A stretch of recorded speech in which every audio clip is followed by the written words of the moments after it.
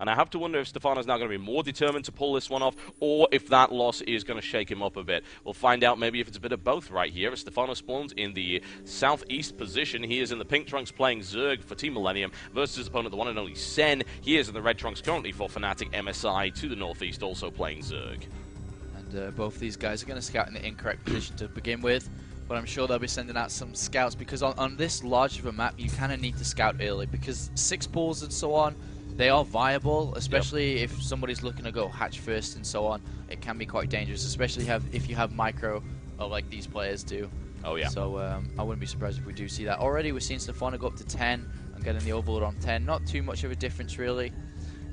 It won't give him too much of a benefit, though. I personally prefer 9 Overlords. Yeah, Stephano tends to extract a trick a lot. I mean, we've seen him do it in the last 2 games, so we'll see if he decides to do it here. It doesn't look like it's really going to be necessary, honestly. So he's not gone for that, and of course, the direct result, he's kept his mineral count nice and high at this stage. Yeah, but what he is going to do, because of going for that 10 Overlord, he's going to throw down an 11 spawning pool here. And depending on how Sen wants to play this out, I mean, if he goes hatch first, there's a lot of pressure will come from Stephano here, and all that he has to do really is kill 3 or 4 drones, and he's going to be in good position. And we have the extractor as well coming down, but still, Sen is at 15 food. He's going for the 15 hatch now as well. The thing you can't count out for Sen is his drone control against early lings. Well, drones are really good.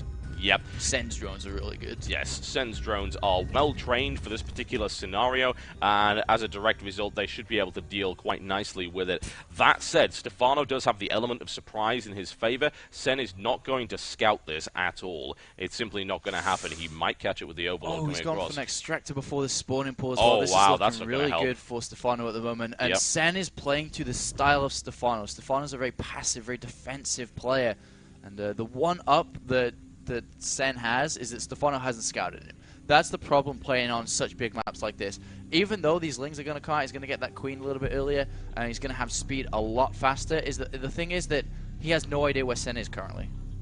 Yes, he does not have any idea whatsoever. He hasn't sent out a drone scout. He is relying purely on Overlord scouting, which is incredibly slow. This is the slowest possible map that you could use that for. He's not going to have confirmation of location yet. There are already a couple of Zerglings moving out. Speed is on the way, and of course he'll try and follow it up with a few more. And this is going to give such a huge advantage against Sen. Sen's control is going to have to be perfect to hold this. Yeah, I mean, it's going to be really, really difficult to hold against this pressure. And he's going to have to use Lings alone currently against Ling with speed and Banelings. It's going to be very, very difficult for Sen. Sen still has no idea what's going on. He's going to get a very late scout now. This Overlord at the south location will scout another 2 Lings coming, but still that doesn't really give him that much information. Sen is building a spine crawler in his main base though. He smells something's up. The problem with the spine crawler is how effective is that really going to be? Well-positioned Banelings will still smash this particular line, and the Baneling nest is on its way, and Sen must now be getting a bit of a sniff of what's going on. The problem is, look at the difference between the metabolic boost timings. It's absolutely huge. Once Stephano gets speed and Sen doesn't, then he is going to roll over him, and it's going to be a case of Sen holding this for long enough to get himself into a good position. He's got a good economic position at the moment. It's only going to get better, but he must hold, and there are 6 Banelings on the way.